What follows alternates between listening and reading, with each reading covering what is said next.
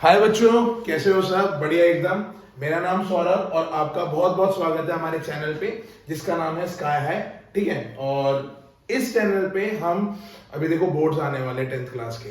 ठीक है, 10th class के बोर्ड्स आने वाले, तो कहीं ना कहीं मैंने सोचा कि यार चलो एक काम करते हैं कि सीरीज बनाते हैं वीडियोस की, मतलब वीडियोस की सीरीज बनाते हैं रिलेटेड आपके जितना भी साइंस का सिलेबस है, जितना भी आपका मैथ्स का सिलेबस है, उसको कहीं ना कहीं मैं कंप्लीट करवाने की कोशिश करूंगा यूट्यूब पे, इसी चैनल पे। ठीक है, टिल जब तक आपके बोर्ड नहीं आ जाते।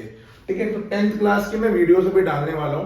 तो आज मेरा लेक्चर होने वाला है कार्बन एंड इट्स कंपाउंड पे। तो कार्बन मेरे ख्याल से आपने पढ़ रखा होगा, नहीं भी पढ़ा तो कोई बात नहीं। इस टॉपिक को, इस लेक्चर को देखने के बाद आपके कहीं ना कहीं बहुत सारे डाउट्स जो होंगे वो क्लियर होंगे। कार्बन का एक वीडियो नहीं बनेगा, बहुत सारे वीडियोस बनेंगे, बहुत सारे तो नहीं मतलब 3 से 4 वीडियोस बनेंगे जिसमें मैं कहीं ना कहीं आपको सारा कार्बन एंड इट्स कंपाउंड समझाऊंगा। ठीक है, तो चलो शुरू करते हैं। पढ़ाई लिखाई बढ़िया चल रही है? नहीं चल रही तो कोई बात नहीं, हम उसको और बढ़िया कर देंगे। चलो, तो देखो चैप्टर का नाम डाल लो बच्चों, कार्बन एंड इट्स कंपाउंड। तो बच्चों बात ये है, ये जो हमारा कार्बन एंड इट्स कंपाउंड है, चैप्टर नंबर 4 हमारे साइंस का। ठीक है, तो बात ये कि कार्बन इट्स कंपाउंड इतना इंपॉर्टेंट चैप्टर क्यों है, मतलब इतना इंपॉर्टेंस क्यों दे रहा है, कार्बन पे एक अलग से ही चैप्टर क्यों बना दिया। कहीं ना कहीं हमने 9th क्लास में या अभी तक जितना भी हमने पढ़ा है तो यही पढ़ा है कि जो हमारा एटम्स होते हैं, बहुत तरह के एटम्स होते हैं, एलिमेंट्स होते हैं, hydrogen, helium, lithium, beryllium, boron, carbon, nitrogen, बहुत तरह के हमारे एटम्स होते हैं। ठीक है, बट कार्बन को ही अलग से हम इतना स्पेसिफाई क्यों करके बोल रहे हैं? कार्बन को हम इसलिए स्पेसिफाई करके बोल रहे हैं बच्चों, क्योंकि अगर हम नेचर में देखें या फिर कहीं भी देखें तो कार्बन की बहुत ज्यादा इंपॉर्टेंस रखता है। कार्बन हमारी लाइफ में, डे टू डे लाइफ में या फिर एक एनवायरनमेंट में बहुत ज्यादा इंपॉर्टेंस रखता है। क्यों? क्योंकि देखो बच्चों, जितने भी हमारे लिविंग ऑर्गेनिज्म है, जितने भी लिविंग थिंग्स है, जितने भी लिविंग थिंग्स है, वो कहीं ना कहीं मेड अप ऑफ कार्बन है। वो कहीं ना कहीं किससे बनी है बच्चों? कार्बन से बनी है। ठीक है सर, कार्बन से कैसे बनी है? जितने भी आपके ऑर्गेनिक कंपाउंड है बच्चों, ऑर्गेनिक इन द सेंस कि जितने भी आपकी खाद हो गई, ठीक है, और जितने भी आपके लिविंग ऑर्गेनिज्म, जैसे मैं अपना ही एग्जांपल ले लो, हमारी बॉडी है, बॉडी में ग्लूकोज है, ग्लूकोज भी कार्बन से मेड अप ऑफ होता है, शुगर है और बहुत सारी चीजें हैं। तो वो सारी चीजें किससे बनती है? कार्बन से बनती है।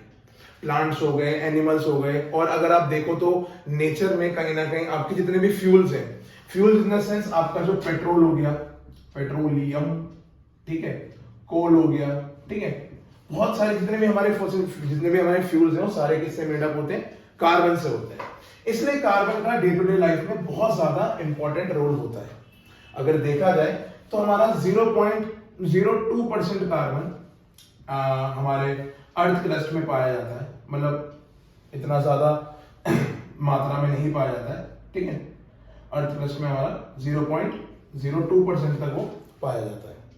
और अगर एटमॉस्फेयर में देखें तो 0.03%, जो कि आपकी कार्बन डाइऑक्साइड की फॉर्म में ही होता है, वो आपका एटमॉस्फेयर में पाया जाता है। ठीक है, और भी बहुत चीजें हैं कि कार्बन के हम अलग से क्यों चैप्टर पढ़ रहे हैं। ये तो एक इसका पार्ट हो गया कि चलो ये बहुत इंपॉर्टेंट होता है ना, लाइफ में बहुत ज्यादा हमारे मैटर करता है कार्बन। कार्बन नहीं तो जिंदगी नहीं, जिंदगी नहीं हम तुम नहीं, कोई भी नहीं, कोई वीडियो भी नहीं। ठीक है, तो बहुत सारी चीजें यहाँ पे और कार्बन से रिलेटेड और उसके कंपाउंड से रिलेटेड हमें पढ़नी है। ठीक है, तो चैप्टर का नाम है कार्बन एंड कंपाउंड। तो छोटी मोटी बातें जो थी हमने कहीं ना कहीं कर ली है कि कार्बन क्यों पढ़ते हैं, किस लिए पढ़ते हैं। ठीक है, कार्बन चैप्टर इतना इंपॉर्टेंट क्यों है। अब एक दूसरा पार्ट इस चैप्टर पढ़ने का कि ये होता है कि बच्चों अभी तक जितने भी आपने चैप्टर्स पढ़े हैं, जो भी आपने पढ़े होंगे केमिस्ट्री में आपने पढ़ा होगा एक आपका पहला chapter chemical reactions and equation.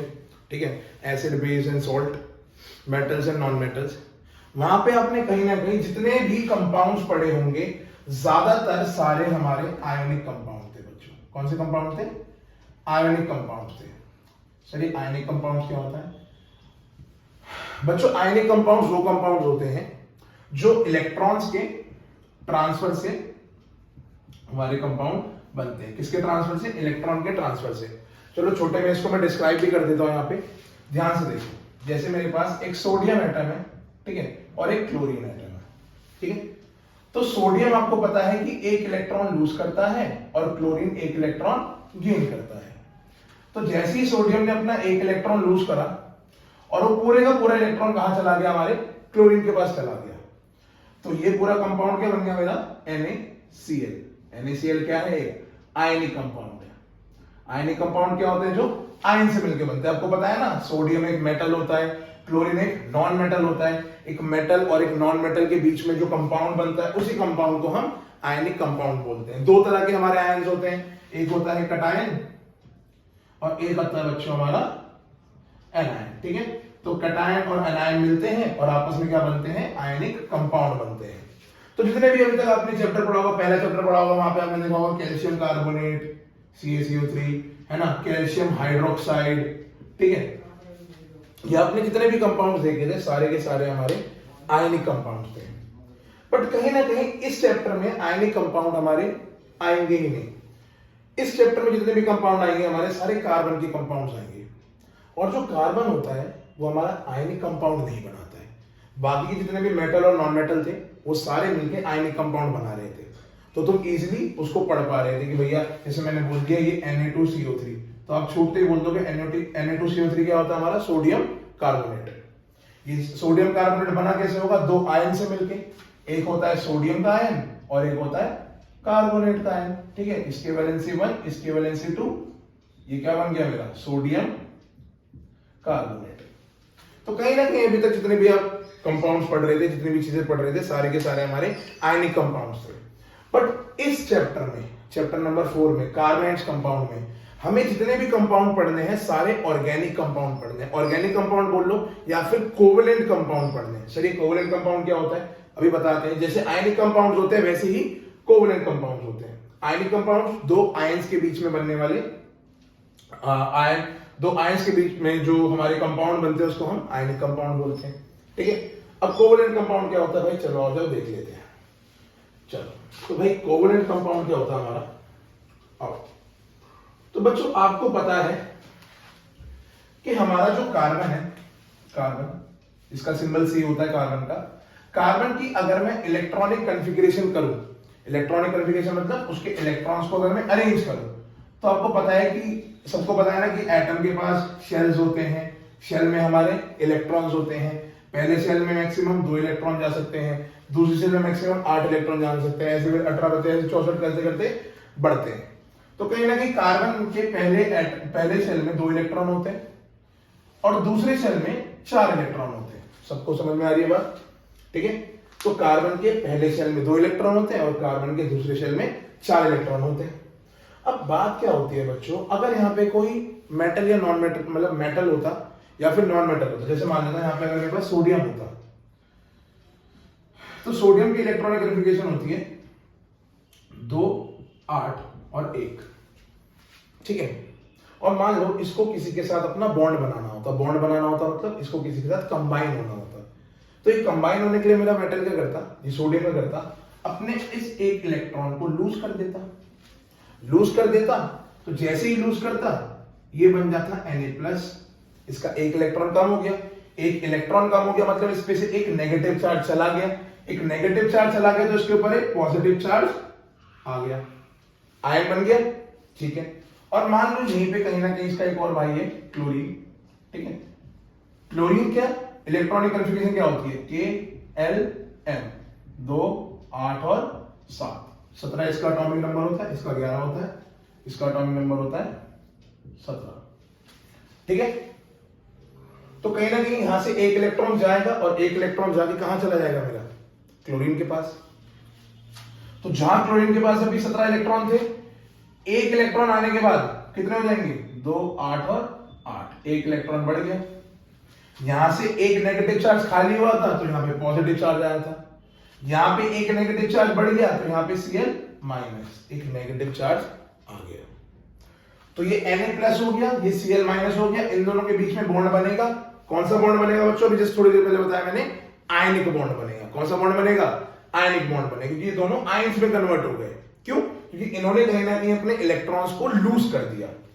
ये अपने आउटर मोस्ट शेल के इलेक्ट्रॉन, आउटर मोस्ट मतलब जो सबसे बाहरी शेल के इलेक्ट्रॉन होते हैं, सबसे बाहरी शेल के इलेक्ट्रॉन को लूज करते हैं और कहीं ना कहीं बॉन्ड बना लेते हैं। कौन सा बॉन्ड बनाते हैं, आयनिक बॉन्ड बनाते हैं। तो जितने भी हमने अभी तक एटम्स पढ़े हैं जैसे sodium, hydrogen, helium, lithium, beryllium, boron, nitrogen, oxygen, fluorine, neon, neon तो नहीं बनाएगा क्योंकि नियॉन एक नोबल गैस होती है, तो उसका आउटर मोस्ट शेल पहले से ही फुलफिल होता है। नियॉन का आउटर मोस्ट शेल पहले से ही फुलफिल होता है, तो वो तो बॉन्ड नहीं बनाता है। तो बॉन्ड बनाता कौन है? बॉन्ड हमारे वो बनाते हैं जिनके आउटर मोस्ट शेल फुलफिल नहीं होते हैं। अभी के लिए ये समझ लें जिनके आउटर मोस्ट शेल फुलफिल नहीं होते हैं वो हमारे बॉन्ड बनाते हैं।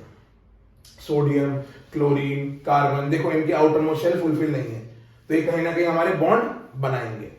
अब बात है कि हर एटम अलग अलग तरह के बॉन्ड बनाता है। जैसे सोडियम, क्लोरीन देखो आयनिक बॉन्ड बना रहे हैं। कार्बन कौन सा बॉन्ड बनाएगा? कार्बन भी अभी बताता हूं कौन सा बॉन्ड बनाएगा, ठीक है। बट बात यहाँ पे क्या थी कि यहाँ पे इलेक्ट्रॉन इसके पास लूज करने के लिए थे और इसके पास गेन करने के लिए थे। पता है इसमें गेन क्यों करा? ताकि इसका आउटर मोस्ट शेल फुलफिल हो जाए। अब बात होती है कि भैया जो हमारा कार्बन है, अब कार्बन के आउटर मोस्ट शेल में देखो 4 इलेक्ट्रॉन है। अब 4 इलेक्ट्रॉन होने का डीमेरिट ये है कि ना तो ये 4 के 4 इलेक्ट्रॉन पूरी तरह से लूज कर सकता है। अगर पूरी तरह से लूज करेगा, पहली बात तो पूरी तरह से लूज करेगा ही नहीं क्योंकि इसके पास इतनी एनर्जी नहीं है कि चारों के चारों इलेक्ट्रॉन लूज कर दे, ठीक है। या तो ये 4 इलेक्ट्रॉन गेन कर सकता है, या तो ये 4 इलेक्ट्रॉन लूज कर दे, या तो फिर ये 4 इलेक्ट्रॉन गेन कर ले। तो ना तो ये पूरी तरह ये 4 इलेक्ट्रॉन लूज करेगा और ना ही ये पूरी तरह ये 4 इलेक्ट्रॉन गेन करेगा। तो अब बताओ ये कार्बन करे क्या? अब ना तो लूज कर सकता है ना तो गेन कर सकता है। ना लूज कर पा रहा है ना गेन कर पा रहा है, इसका मतलब कहीं ना कहीं आयनिक बॉन्ड तो ये या आयनिक कंपाउंड तो ये बनाने से रहा। तो फिर ये कौन सा कंपाउंड बनाएगा? तो बच्चों कार्बन जो हमारा होता है ना, कार्बन हमारा बनाता है कोवेलेंट बॉन्ड। कौन सा बॉन्ड बनाता है कार्बन हमारा? Covalent bond. अब सर ये कोवेलेंट बॉन्ड क्या होता है? ठीक है, जैसे आयनिक बॉन्ड था वैसे ही कुछ कोवेलेंट बॉन्ड होता है। आयनिक बॉन्ड में क्या हो रहा था? इलेक्ट्रॉन पूरी तरह से जाता था और दूसरे एटम में जाके घुस जाता था। जैसे मान लो ये NaCl है, यहां से एक इलेक्ट्रॉन गया और पूरी तरह से Cl का हो गया। ये पहले इलेक्ट्रॉन किसका था? Na का, अब किसका हो गया? Cl का। तो कहीं ना कहीं एक इलेक्ट्रॉन पूरी तरह से किसका हो गया? दूसरे एटम का। तो NaCl के बीच में क्या बन गया? एक बॉन्ड बन गया। Na ने इलेक्ट्रॉन दिया और क्लोरीन ने इलेक्ट्रॉन लिया। ऐसा समझ लो कि सोडियम ने एक दहेज दिया, दहेज देने के बाद इनके बीच में क्या बन गया? बॉन्ड बन गया, ठीक है। दहेज देने के बाद इनके बीच में क्या बन गया? बॉन्ड बन गया। सोडियम ने दिया इलेक्ट्रॉन, क्लोरीन ने लिया इलेक्ट्रॉन। सोडियम ने दिया दहेज, क्लोरीन ने लिया दहेज और इनके बीच में क्या बन गया? बॉन्ड। शादियों में यही होता है ना कि भैया एक पार्टी दहेज देगी दूसरी पार्टी दहेज लेगी तो कहीं ना कहीं शादी होगी, ठीक है। तो यहां पे दहेज वाला सिस्टम एक तरफ से ही है। अब बात करते हैं कोवेलेंट बॉन्ड की कि भैया कोवेलेंट बॉन्ड कैसे बनेगा। यहाँ पे दहेज सिस्टम होगा नहीं होगा पता नहीं, आओ देखते हैं। तो बच्चों पूरी तरह से तो इलेक्ट्रॉन लूज नहीं कर पाएगा, ना ये 4 इलेक्ट्रॉन अपने पूरी तरह से दे पाएगा ना कि ये 4 इलेक्ट्रॉन पूरी तरह से ले पाएगा। तो ये करेगा क्या? आओ देखते हैं। मान लो मेरे पास एक कार्बन एटम है। अच्छा इतना हम तुम्हें बता दो बच्चों कि जो भी मेरा एटम होता है वो बॉन्ड जब बनाता है तो सिर्फ आउटर मोस्ट शेल के इलेक्ट्रॉन्स को ही यूज करता है, सिर्फ और सिर्फ आउटर मोस्ट शेल के इलेक्ट्रॉन्स को ही यूज करता है, ठीक है। Only electrons of outermost shell participate in bonding, ठीक है। इसको नोट डाल के लिख लो बच्चों, बहुत इंपॉर्टेंट चीज है ये, ठीक है, बहुत इंपॉर्टेंट है। कहीं ना कहीं जो हमारा इलेक्ट्रॉन होता है आउटर मोस्ट शेल का वही बॉन्डिंग में पार्टिसिपेट करता है। जैसे देखो कार्बन के पास 2 इलेक्ट्रॉन इनर ऑर्बिट में भी है बट ये बॉन्डिंग में पार्टिसिपेट नहीं करेगा। जो आउटर मोस्ट शेल के इलेक्ट्रॉन है सिर्फ वही वो हमारे बॉन्डिंग में पार्टिसिपेट करेंगे। तो कार्बन के बाद देख लो यार 4 इलेक्ट्रॉन है, एक इलेक्ट्रॉन ये रहा, एक इलेक्ट्रॉन ये रहा, एक इलेक्ट्रॉन ये रहा, एक इलेक्ट्रॉन ये रहा, 4 इलेक्ट्रॉन है। अब इन 4 इलेक्ट्रॉन की मदद से इसको क्या करना है? बॉन्ड बनाना है, दोस्ती बनानी है, मतलब कुछ भी करना है। अब कैसे बना है भैया बॉन्ड? आओ देखते हैं। अब बोलेगा यार अब ना तो मैं 4 इलेक्ट्रॉन पूरी तरह से किसी को दे सकता हूं, ना ही मैं 4 इलेक्ट्रॉन किसी पूरी तरह से ले सकता हूं, तो अब मैं क्या करूं? तो अब ये करता क्या है, ये अपने 4 भाइयों को बुलाता है, 4 हाइड्रोजन भाइयों को, बोलता भाई आओ मेरे पास आओ। 4 हाइड्रोजन भाइयों को बुलाया, 4 हाइड्रोजन भाइयों को बुलाया, ठीक है। और इसने स्टार्ट करी शेयरिंग। क्या स्टार्ट करी इसने? Sharing of electron. Ionic bond में क्या हो रहा था? Complete transfer of electron. Electron एक जगह से दूसरी जगह पे पूरी तरह से चला गया था, पूरी तरह से। जैसे सोडियम से इलेक्ट्रॉन निकला तो क्लोरीन में पूरी तरह चला गया, ठीक है, पूरी तरह से उसने वो इलेक्ट्रॉन उसको दे दिया। यहां पे क्या होता है, क्या सोडियम ने इलेक्ट्रॉन लिया था? क्लोरीन से नहीं, सोडियम ने पूरी तरह से इलेक्ट्रॉन दिया था, ठीक है। यहां पे क्या होता है, देखो बच्चों, यहां पे हाइड्रोजन और कार्बन के बीच में बात होती है। हाइड्रोजन यहां से बोलता है कि भैया देखो, मेरे पास एक इलेक्ट्रॉन है, मेरे पास एक इलेक्ट्रॉन है। अगर कार्बन भाई तुम मुझे अपना एक इलेक्ट्रॉन दे दो तो कहीं ना कहीं मेरा ड्यूप्लेट पूरा हो जाएगा। ड्यूप्लेट मतलब तुम्हें पता है ना, हाइड्रोजन के पास हाइड्रोजन की इलेक्ट्रॉनिक कॉन्फ़िगरेशन होगा तो हो जाएगा K1, ठीक है। अब यहाँ पे इसके आउटर मोस्ट शेल तो K ही हो गया। इसको पूरा करने के लिए इसको एक इलेक्ट्रॉन और चाहिए, जो कि इसके 2 इलेक्ट्रॉन बन जाएंगे। तो हाइड्रोजन बोलता है बस मुझे एक इलेक्ट्रॉन और दे दो, मेरा ड्यूप्लेट पूरा हो जाएगा। तो कार्बन बोलता है चलो ठीक है भाई, तू मेरा एक इलेक्ट्रॉन ले ले। तो हाइड्रोजन ने कार्बन का एक इलेक्ट्रॉन ले लिया। अब बात करें इस वाले हाइड्रोजन की, तो भाई वाला हाइड्रोजन ने बोला कि भैया मुझे भी एक इलेक्ट्रॉन दे दे। उसने बोला चल ठीक है भाई ये ले। तो इस वाले हाइड्रोजन ने भी इस कार्बन का एक इलेक्ट्रॉन ले लिया। अब बात आई इस वाले हाइड्रोजन की, ये बोलेगा भैया प्लीज मुझे भी एक इलेक्ट्रॉन दे दे। तो ले भैया, कार्बन ने बोला तू भी मेरा एक इलेक्ट्रॉन ले ले, ठीक है। अब ऊपर वाला हाइड्रोजन ये क्या है भैया, अब देखो तुमने तीनों को दे दिया है, अब मुझे भी एक इलेक्ट्रॉन दे दे। तो कार्बन बोलेगा चल ठीक है भाई, तू भी मेरा एक इलेक्ट्रॉन ले ले, ठीक है।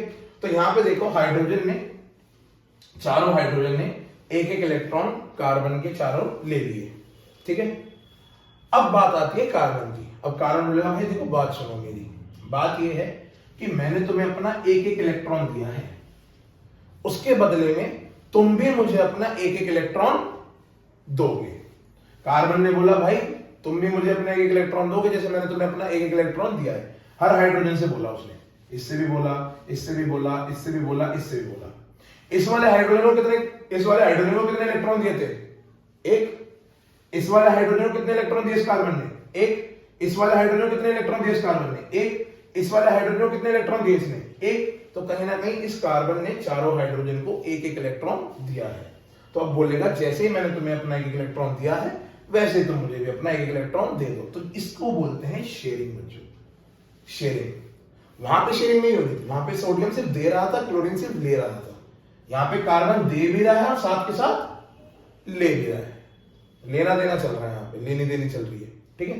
तो ले भी रहा है और दे भी रहा है। चलो तो बोलेगा चल भाई इस हाइड्रोजन को पकड़ा, भाई हाइड्रोजन इलेक्ट्रॉन दे, भाई हाइड्रोजन तू भी इलेक्ट्रॉन दे, भाई हाइड्रोजन तू भी इलेक्ट्रॉन दे, भाई हाइड्रोजन तू भी इलेक्ट्रॉन दे। तो कार्बन ने हर एक हाइड्रोजन से एक एक इलेक्ट्रॉन ले लिया और हाइड्रोजन को एक इलेक्ट्रॉन दे भी रखा है। तो अब ध्यान से देखो, हाइड्रोजन के पास 2 इलेक्ट्रॉन हो गए थे, हाइड्रोजन का कंप्लीट हो गया ऑक्टेट और सॉरी ड्यूप्लेट। इस वाले हाइड्रोजन का भी कंप्लीट हो गया, इस वाले हाइड्रोजन का भी कंप्लीट हो गया, इस वाले हाइड्रोजन का भी कंप्लीट हो गया। अब बचा क्या? कार्बन। अब कार्बन के पास देखो 4 इलेक्ट्रॉन तो पहले से थे, 1 2 3 4, 1 2 3 4, ये 4 इलेक्ट्रॉन थे ना, दिए थे, अब वापस ले कर दिए। 4 इलेक्ट्रॉन पहले से थे और 4 इलेक्ट्रॉन इन 4 हाइड्रोजन से भी ले लिए। तो बच्चों देखो 4 इलेक्ट्रॉन पहले से थे तो 4 इन हाइड्रोजन से लिए तो 4 + 4 8। तो कहीं ना कहीं देखो कार्बन का आउटर मोस्ट शेल में कितने इलेक्ट्रॉन होते थे? 4। बट शेयरिंग करने की वजह से अब कार्बन के पास कितने इलेक्ट्रॉन आ गए हैं? 8। तो कंपाउंड बनते किस लिए हैं? भले ही आयनिक कंपाउंड हो, भले ही कोवलेंट कंपाउंड हो, भले ही कोई सा भी कंपाउंड हो, किस लिए बनता है?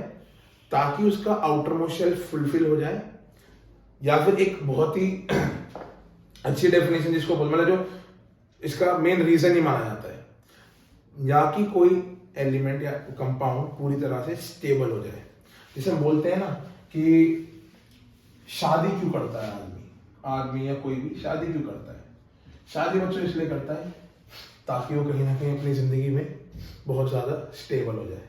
बट वो तो शादी करने वाले लोग ही जानते हैं कि वो कितना स्टेबल होते कितना नहीं होते।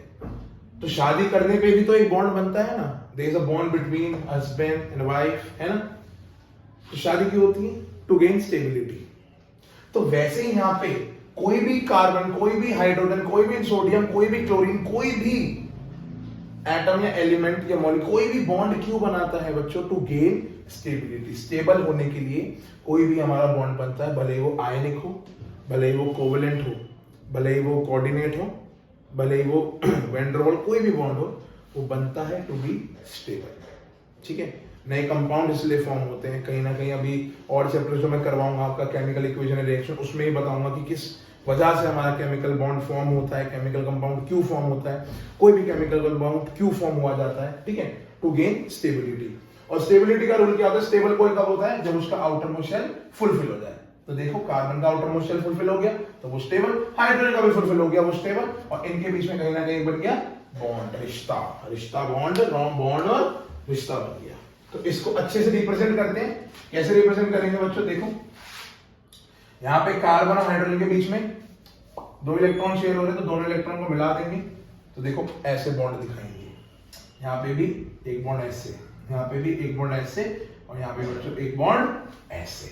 सही बात है? सही बात है? सही नहीं है कि कार्बन और हाइड्रोजन के बीच में एक बॉन्ड, हाइड्रोजन और कार्बन के बीच में एक बॉन्ड, हाइड्रोजन और कार्बन के बीच में एक बॉन्ड, और हाइड्रोजन और कार्बन के बीच में एक बॉन्ड। तो कार्बन और हाइड्रोजन के बीच में देखो बच्चों कितने बॉन्ड बन गए? एक एक बॉन्ड हर कार्बन और हाइड्रोजन के बीच में बना हुआ है। एक एक बॉन्ड हर कार्बन और हाइड्रोजन के बीच में बना हुआ है। और टोटल बॉन्ड कार्बन ने कितने बना रखे हैं बच्चों? 4। ये चीज बहुत इंपॉर्टेंट है। मोस्ट इंपॉर्टेंट चीज यहां पे मैं फिर से लिखूंगा कि जो हमारा कार्बन होता है, कार्बन ऑलवेज फॉर्म 4 बॉन्ड्स, कि कार्बन हमारा हमेशा 4 बॉन्ड बनाता है। कितने बॉन्ड बनाता है? 4 बॉन्ड बनाता है।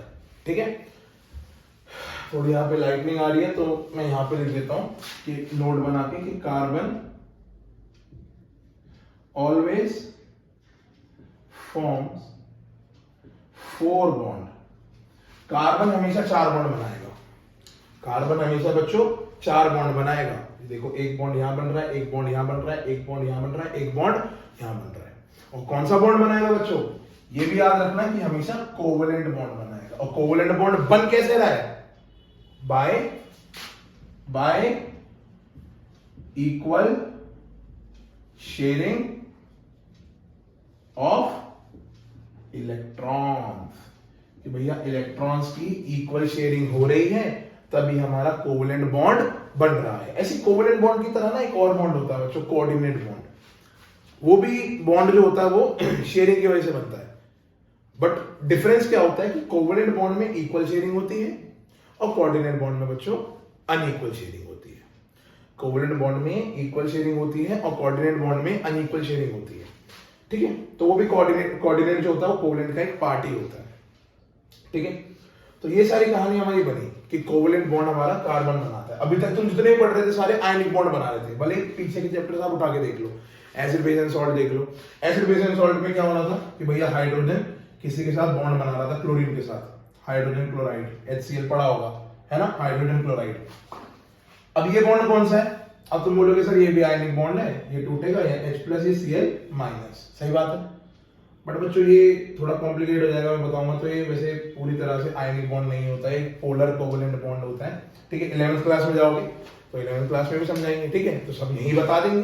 नहीं, 11th क्लास के लिए भी कुछ बता के रखेंगे, 12th के लिए भी कुछ बता के रखेंगे, हर समय के लिए सही चीज बचा के रखेंगे। ठीक है, तो कोवेलेंट बॉन्ड समझ में आ गया हमें। कोवेलेंट बॉन्ड क्या होता है? कोवेलेंट बॉन्ड होता है हमारा कि भैया जो कार्बन हमारा बॉन्ड बना रहा है वो कौन से बॉन्ड बना रहा है बच्चों? Covalent bond. अच्छा, सिर्फ कार्बन ही नहीं, कार्बन के ग्रुप में जितने भी कार्बन के ग्रुप में, जितने भी कार्बन के ग्रुप में, मैं फिर से बोलता हूं, कार्बन के ग्रुप में कार्बन। अच्छा, अगर आपने पीरियोडिक टेबल पढ़ा है तो पीरियोडिक टेबल में आपको पता होगा कि कार्बन का 14वां ग्रुप होता है। 14 ग्रुप से हमारा कार्बन बिलोंग करता है। ठीक है, 14 ग्रुप से हमारा कार्बन बिलोंग करता है। सबसे पहले कार्बन आता है, फिर सिलिकॉन, फिर जर्मेनियम, फिर टिमनी, फिर स्टेनलिनस भी बोलते हैं इसका पुराना नाम अगर देखा जाए तो ग्रीक में। ठीक है, ठीक है, तो इसको याद करने का तरीका ये क्या है? कार्बन है ना, ये क्या है, सिलिकॉन, ये क्या है, जर्मेनियम, ये क्या है मेरा, एंटीमनी, ये क्या है मेरा, लेड। ठीक है, अब इसको याद करने का तरीका क्या है बच्चों, इसको याद करने का तरीका हम ऐसे कर सकते हैं कि छोटी सी फॉर छोटी, सी से सी, गली, गली से जर्मेनियम, नन्ना, छोटी सी गली से नन्ना मतलब एंटनी, एंटीमनी, और पंजाबी मतलब लेड। छोटी सी गली से नन्ना पंजाबी मतलब कार्बन, सिलिकॉन, जर्मेनियम, एंटीमनी और लेड। ये जितने भी हमारे होते हैं बच्चों, सारे के सारे क्या बनाते हैं, सारे के सारे हमारे बनाते हैं कोवेलेंट बॉन्ड बनाते हैं। ठीक है, क्योंकि इनके भी आउटर मोस्ट शेल में 4 इलेक्ट्रॉन होते हैं, तो ना तो 4 इलेक्ट्रॉन दे सकते हैं, ना ही 4 इलेक्ट्रॉन ले सकते हैं, तो कहीं ना कहीं सारे हमारे कोवेलेंट बॉन्ड बनाते हैं। देखो सबके बारे में तो मैं नहीं बताऊंगा, ठीक है, अब कोई अलग अलग तरह के बॉन्ड भी बना सकते हैं, बट कहीं ना कहीं कार्बन, सिलिकॉन, जर्मेनियम सारे हमारे क्या बनाते हैं, कोवेलेंट बॉन्ड बनाते हैं। इतनी कहानी समझ में आई कोवेलेंट बॉन्ड क्या होता है। ठीक है, अच्छा ये जो मैंने स्ट्रक्चर बनाया ना बच्चों, इस स्ट्रक्चर का नाम होता है लुईस डॉट स्ट्रक्चर। क्या होता है ये, लुईस डॉट स्ट्रक्चर होता है। ये डॉट डॉट से मैं इलेक्ट्रॉन्स को रिप्रेजेंट करता हूं, फिर मैं गोले गोले बना के बताता हूं कि किसने कितने इलेक्ट्रॉन लिए हैं। इसमें मैं थोड़ी अभी और स्टडी करता हूं। ये उतार लो, उतार लिया बच्चों, ठीक है बच्चों, तो उतार ली सारी चीजें। चलो तो आगे बढ़ते हैं। तो भैया हमने अभी पढ़ा कि कार्बन जो होता है, कार्बन कोवेलेंट बॉन्ड बनाता है, और कोवेलेंट बॉन्ड बनाने के बाद वो कोवेलेंट बॉन्ड बनाता है, बस और क्या। कोवेलेंट बॉन्ड बनाता है कैसे बनाता है भाई, equal sharing of electrons, electrons equal share करता है। 4 इलेक्ट्रॉन कार्बन के पास होते हैं, ठीक है, अब 4 हाइड्रोजन आ गए, 4 हाइड्रोजन से इक्वल इक्वल शेयरिंग कर ली, और क्या बना दिए, 4 कोवेलेंट बॉन्ड बना दिए। इसलिए बच्चों कार्बन को हम, कार्बन, अब देखो कार्बन जो है कितने बॉन्ड बना रहा है, कार्बन हमारे 4 बॉन्ड बना रहा है मैक्सिमम, कार्बन हमारे 4 बॉन्ड मैक्सिमम, और 4 ही बनाता है। कहीं पे ऐसा भी होगा आगे अभी बताऊंगा तो 3 बॉन्ड बना रहा होता है, तो उस केस में कार्बन जब 3 बॉन्ड बना रहा होता है तो वो ज्यादा स्टेबल नहीं होता है ना। जितने जिसकी लिमिट हो उतना ही बनाओ तो बढ़िया है, कम ज्यादा मत करो। कार्बन मैक्सिमम टू मैक्सिमम या ज्यादातर 4 बॉन्ड ही बनाएगा, क्योंकि 4 इलेक्ट्रॉन है तो 4 बॉन्ड बनाएगा, और 4 लोगों से जाके चिपक जाएगा, 4 लोगों से जाके चिपक जाएगा। इसलिए हम कार्बन को बोलते हैं, कार्बन की बढ़िया प्रॉपर्टी होती है जिसको हम बोलते हैं टेट्रावैलेंसी। क्या बोलते हैं बच्चों, टेट्रावैलेंसी। अब ये टेट्रावैलेंसी क्या होता है सर, टेट्रा मतलब 4, वैलेंसी मतलब, वैलेंसी क्या होता है, इलेक्ट्रॉन लेना देना। नहीं बच्चों, वैलेंसी देखो अभी तक जो तुमने पढ़ा होगा मैं नहीं जानता, बट आज जो मैं बता रहा हूं वैलेंसी की डेफिनेशन, या फिर ढंग से समझ लो। वैलेंसी का मतलब होता है combining capacity of an element, combining capacity of an element, कि भैया एक एलिमेंट की क्या कंबाइनिंग कैपेसिटी होती है। जैसे तुमने देखा एक carbon max to max 4 hydrogen से अटैच हो सकता है, मतलब कार्बन एक 4 हाइड्रोजन के साथ कंबाइन हो रहा है, तो कार्बन की कैपेसिटी कितनी होगी, 4। कार्बन की वैलेंसी कितनी होगी, 4, क्योंकि कार्बन 4 एटम से जाके अटैच हो रहा है। जैसे मैं यहां पे देख लूं NaCl, एक सोडियम कितने क्लोरीन से अटैच हो रहा है, 1 से, तो सोडियम की वैलेंसी 1। एक क्लोरीन कितने सोडियम से अटैच हो रहा है, 1 से, तो क्लोरीन की भी वैलेंसी कितनी होगी बच्चों, 1। ठीक है, वैलेंसी को कभी ना प्लस में ना माइनस में, ऐसे नहीं कि +1 वैलेंसी -1 वैलेंसी, नहीं, ऐसा कुछ नहीं होता, या +4 -4, नहीं। वैलेंसी जो होती है देखो कंबाइनिंग कैपेसिटी, किसी भी चीज की क्षमता है, क्षमता को तुम प्लस माइनस में नहीं ले सकते। ठीक है, क्षमता को हम सिंपली, जैसे यहाँ पे देखो कार्बन 4 एटम से अटैच हो रहा है, तो कार्बन की वैलेंसी होगी बच्चों 4। ठीक है, इसलिए इसको हम बोल देते हैं टेट्रावैलेंसी। ठीक है, tetravalency because it has capacity to combine with 4 other elements, 4 other elements के साथ ही कंबाइन कर सकता है, तब इसकी वैलेंसी हमने क्या बोल दी, 4, और बोल दिया टेट्रावैलेंसी। ठीक है, कोई दिक्कत तो नहीं, कोई दिक्कत है तो कमेंट बॉक्स में जाओ, जाके लिखो। ठीक है, तो मैं भी उस पर कुछ आगे एक्शन लूं। चलो तो मैं मिटा देता हूं बच्चों इसको। ठीक है, आगे बढ़ते हैं। तो ये सारी कहानी हमको समझ में आ गई कि भैया कार्बन जो होता है 4 बॉन्ड बनाता है, 4 बॉन्ड बनाने के बाद वो कहीं ना कहीं स्टेबल हो जाता है, ऐसा मानते हैं कि स्टेबल हो जाता है। और लुईस डॉट स्ट्रक्चर मेरे ख्याल से थोड़ा समझ में नहीं आया, चलो आओ थोड़ा लुईस डॉट स्ट्रक्चर भी कर लेते हैं। जैसे मेरे को बोला गया बच्चों के तुम बना दो CO2 का स्ट्रक्चर। किसका बच्चों? CO2 का स्ट्रक्चर। ठीक है, CO2 का स्ट्रक्चर। अब CO2 का स्ट्रक्चर कैसे बना है? देखो CO2 का स्ट्रक्चर कैसे बनेगा? जो चीज कम है, जो जितने, देखो यहाँ पे कार्बन भी एटम है और साथ के साथ ऑक्सीजन भी एक एटम है। कार्बन ऑक्सीजन 2 एटम है CO2 में। तो एक काम करो, जो आपको कम एटम दिखते हैं उसको लो बीच में। तो कार्बन को लिया हमने बीच में, ठीक है, और ऑक्सीजन को साइड साइड पे ले लो, कहीं ले लो, ऊपर नीचे दाएं में, जहां मर्जी। मैं यहाँ पे ले लेता हूँ, एक ऑक्सीजन यहाँ पे, एक ऑक्सीजन यहाँ पे। अब मैंने बताया था बॉन्ड बनाने के लिए कौन से इलेक्ट्रॉन्स को शो करना जरूरी होता है? आउटर मोस्ट इलेक्ट्रॉन को। तो कहीं ना कहीं तुम्हें पता है कार्बन के आउटर मोस्ट इलेक्ट्रॉन 4 होते हैं, ऑक्सीजन के आउटर मोस्ट इलेक्ट्रॉन 6 होते हैं। तो कहीं ना कहीं यहाँ पे मैं रिप्रेजेंट कर देता हूँ 1 2 3 4 5 6। कार्बन के 1 2 3 4, ऑक्सीजन के 1 2 3 4 5 6। ठीक है, तो कार्बन के पास में कितने इलेक्ट्रॉन है? 4 इलेक्ट्रॉन है। ऑक्सीजन के पास 6 इलेक्ट्रॉन है, ऑक्सीजन के पास 6 इलेक्ट्रॉन है। कौन से वाले इलेक्ट्रॉन? Outer most electron. ठीक है, तो अब क्या होगा? अब कहीं ना कहीं यहाँ पे शेयरिंग वेयरिंग का कुछ सीन होगा। शेयरिंग करवाते आ जाओ। पहले काम करते हैं, कोने वालों की शेयरिंग करवा देते हैं, पहले कोने वालों को फुलफिल कर देते हैं। अब देखो यहाँ पे क्या है? ऑक्सीजन। अब जैसे पहले हाइड्रोजन था, हाइड्रोजन को अपना ड्यूप्लेट कंप्लीट करना होता है। ड्यूप्लेट मतलब उसको अपना पहला ही शेल कंप्लीट करना होता है। पहला शेल कंप्लीट करने के लिए उसको मैक्सिमम कितने इलेक्ट्रॉन लगते हैं? 2।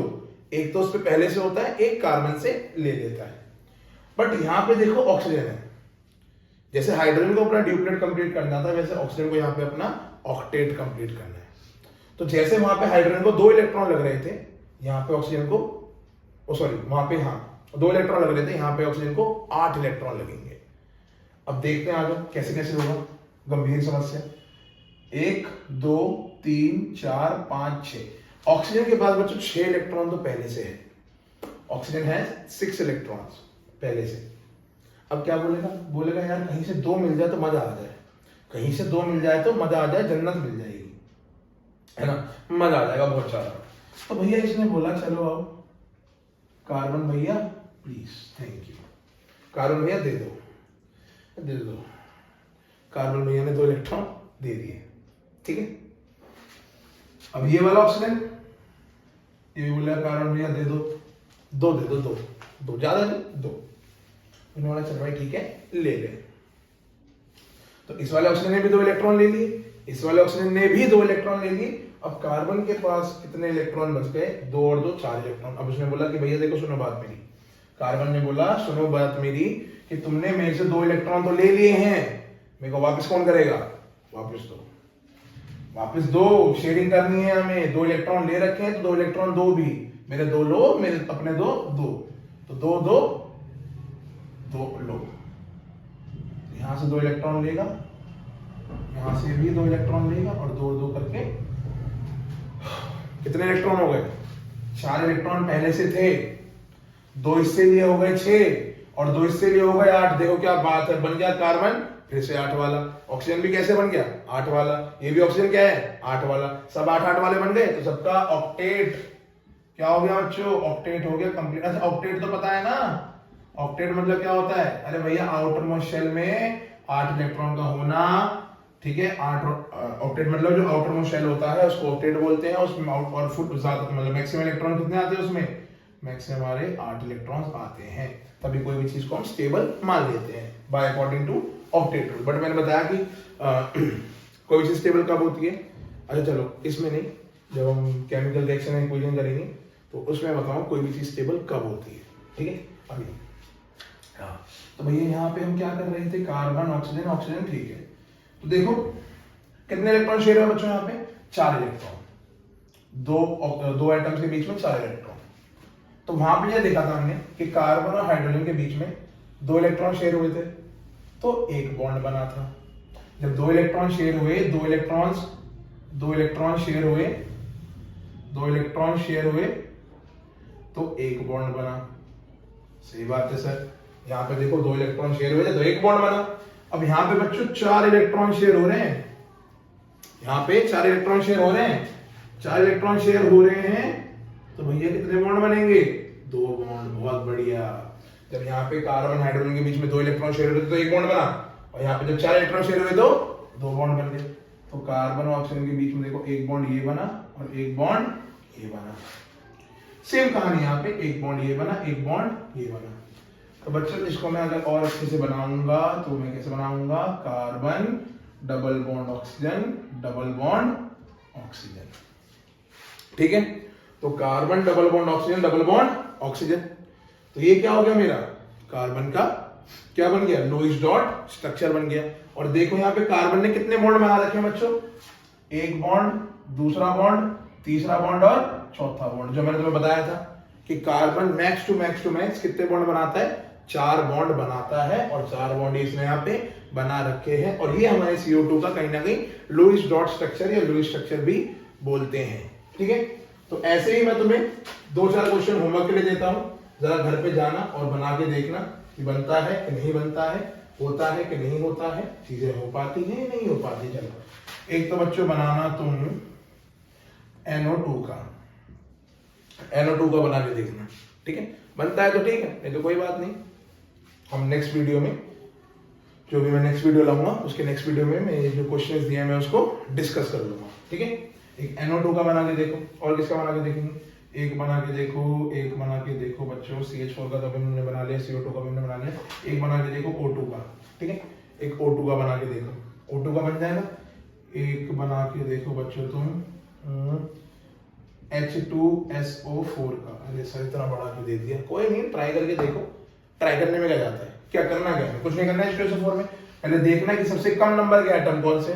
देखो हाइड्रोजन यहाँ पे कितने हैं, 2, ऑक्सीजन यहाँ पे कितने हैं, 4, सल्फर यहाँ पे कितना है, 1। तो जो बीच में होता है सबसे कम वाले को कहाँ रख दो, बीच में, उसके आजू बाजू अरेंज कर दो। ठीक है, नहीं होगा तो मैं बता दूंगा। तो ये 3 सिंपल क्वेश्चन है, इसको करोगे, इसका लुईस डॉट स्ट्रक्चर बनाओ। क्या बनाना है, इसका लुईस डॉट स्ट्रक्चर बनाओ और फिर जिंदगी के मजे उड़ो। तो बच्चों आज के लेक्चर में अभी तक हमने क्या पढ़ा, अभी तक हमने पढ़ा कि भैया जो हमारा कार्बन होता है, कार्बन हमारा कोवेलेंट बॉन्ड बनाता है। ठीक है, और कोवेलेंट बॉन्ड जब वो बनाता है वो कैसे बनाता है, जब वो इलेक्ट्रॉन्स की इक्वल शेयरिंग करता है। इतना समझ में आया, कार्बन इलेक्ट्रॉन्स की इक्वल शेयरिंग करता है, ऐसा नहीं नाइट्रोजन नहीं करता, वो भी करता है, वो भी कोवेलेंट बॉन्ड बनाता है। बट जो मेन प्रॉपर्टी होती है वो कार्बन की ही होती है, टू शेयर इलेक्ट्रॉन्स इक्वली। ठीक है, नाइट्रोजन देखो यहाँ पे नाइट्रोजन भी हमारा कोवेलेंट बॉन्ड बनाएगा, ऑक्सीजन भी यहाँ पे देखो कहीं ना कहीं कोवेलेंट बॉन्ड बनाएगा, यहाँ पे भी कहीं ना कहीं इनके बीच में कोवेलेंट बॉन्ड ही बनेंगे। बट कोवेलेंट बॉन्ड की जो शुरुआत कहीं ना कहीं हम बोल सकते हैं तो कहाँ से हुई, आपकी कार्बन की पढ़ने से। कोवेलेंट बॉन्ड ये नहीं कि सिर्फ कार्बन ही बनाता है, ऐसा नहीं कि सिर्फ कार्बन ही बनाएगा, ये भी बना सकते हैं, ऐसा नहीं है। ठीक है, बट अभी तक जो हमने चीजें पढ़ी थी वो सारी आयनिक पढ़ी थी, तो ये कोवेलेंट का टॉपिक थोड़ा सा हमारे लिए नया था। ठीक है, चलो और बातें कर लेते हैं कोवेलेंट नेचर को देखकर कि अब देखो कहीं ना कहीं किताबों में लिखा होता है कि विच बॉन्ड इज मोर स्ट्रॉन्गर, कौन सा बॉन्ड ज्यादा स्ट्रॉन्ग होता है, आयनिक बॉन्ड ज्यादा स्ट्रॉन्ग होता है कि कोवेलेंट बॉन्ड। देखो आयनिक बॉन्ड और कोवेलेंट बॉन्ड को हम समझते हैं, मान लो कि आजकल की जनरेशन में क्या हो रहा है कि भैया हमारे पास है एक GF और एक है BF। ठीक है, एक है GF एक है BF। और यहीं पे कहीं ना कहीं बहुत पुरानी जनरेशन के लोग जो कि एक तरफ है हस्बैंड और एक तरफ है वाइफ। ठीक है, अब बच्चों ये बताओ ज्यादा स्ट्रॉन्ग बॉन्ड किसके बीच में होगा, GF BF के बीच में कि हस्बैंड वाइफ के बीच में? GF BF के बीच में नहीं बच्चों, हस्बैंड वाइफ के बीच। पूछो क्यों? क्योंकि इनकी शादी हुई है, शादी में बहुत सारा खर्चा हुआ है ना। अब कहीं ना कहीं अगर शादी टूटेगी तो वो खर्चा भी सारा का सारा वेस्ट, सारी चीजें वेस्ट, पैसा वेस्ट, टाइम वेस्ट, सब बर्बाद। इनके तो क्या, इनका तो टाइम पास चल रहा है फिलहाल। तो बॉन्ड किसके बीच में स्ट्रॉन्ग होगा, इसके बीच में कि इसके बीच में? तो तुम बोल लोगे भैया इसके बीच में। तो बॉन्ड स्ट्रॉन्ग होने के लिए उनके बीच का तुम्हें रिलेशन भी देखना पड़ेगा कि रिलेशन क्या है। ठीक है, तो किन्हीं किताबों में लिखा होता है कोवेलेंट बॉन्ड स्ट्रॉन्ग है, किन्हीं किताबों में लिखा होता है आयनिक बॉन्ड स्ट्रॉन्ग है। ठीक है, तो अभी मैं डिफरेंशिएट नहीं करना चाहता कि कौन सा बॉन्ड स्ट्रॉन्ग है कौन सा नहीं है, बट इतना याद रखो कि आयनिक बॉन्ड कहीं ना कहीं ज्यादा स्ट्रॉन्ग बोले जाते हैं कोवेलेंट बॉन्ड से। ठीक है, ऐसा हमेशा नहीं है, मैं फिर बोल रहा हूँ ऐसा हमेशा नहीं है, किन्हीं केस में कोवेलेंट बॉन्ड सबसे ज्यादा स्ट्रॉन्ग होता है। जैसे अभी हम एलोट्रोप्स ऑफ कार्बन पढ़ेंगे तो वहाँ डायमंड पढ़ेंगे, तो डायमंड जो होता है हार्डेस्ट सब्सटेंस ऑन अर्थ, भाई सब लोग कर लो काम, है ना, वो तो कोवेलेंट बॉन्ड से बना होता है। तो तो ज्यादातर ये होता है ionic bond is more stronger than covalent bond. क्यों? क्योंकि इनके बीच में कहीं ना कहीं आयंस होते हैं, है ना। आयंस आयंस क्या होते हैं? ये Na+ और ये Cl-। ये देखो चार्ज है इनके ऊपर। जब चार्ज होता है तो चार्जेस के बीच में क्या होती है? इलेक्ट्रोस्टैटिक फोर्स ऑफ अट्रैक्शन, सबको पता है। इलेक्ट्रोस्टैटिक फोर्स ऑफ अट्रैक्शन, तो जो इलेक्ट्रोस्टैटिक फोर्स ऑफ अट्रैक्शन होती है बहुत ज्यादा स्ट्रॉन्ग होती है, इसलिए आयनिक बॉन्ड को कोवेलेंट बॉन्ड से ज्यादा स्ट्रॉन्ग मान लेते हैं। बट ऐसा हमेशा नहीं है, मैं बता रहा हूँ, ऐसा हमेशा नहीं है। कि जनरली आप बात इसको याद रख लेना। तो बच्चों इसको मैं मिटाता हूँ, ठीक है। तो अभी तक जो हमने सारे टॉपिक्स पढ़ लिए हैं कोवेलेंट बॉन्ड के बारे में, आयनिक बॉन्ड के बारे में, कि हमारा कोवेलेंट बॉन्ड क्यों होता है, कार्बन इतना इंपॉर्टेंस क्यों रखता है लाइफ में, सारे लिविंग ऑर्गेनिज्म जितने भी हमारे सब किससे बने होते हैं? कार्बन से बने होते हैं, ठीक है। और भी सारी चीजें इस पे हम और भी आगे जाके डिटेल डिस्कशन करेंगे, ठीक है। तो आज मेरे को कहीं ना कहीं तुम्हें कोवेलेंट नेचर समझाना था कि कोवेलेंट नेचर क्या होता है, ठीक है। और समझ में आ गया होगा आई होप। नहीं समझ में आया तो कमेंट में आप जाके मुझे बता सकते हो कि सर ये चीज हमें नहीं समझ में आई, फिर से बता दो। तो कहीं ना कहीं मैं उस पर एक्शन लूंगा, कहीं ना कहीं आपको रिप्लाई करने की जल्द से जल्द कोशिश करूंगा।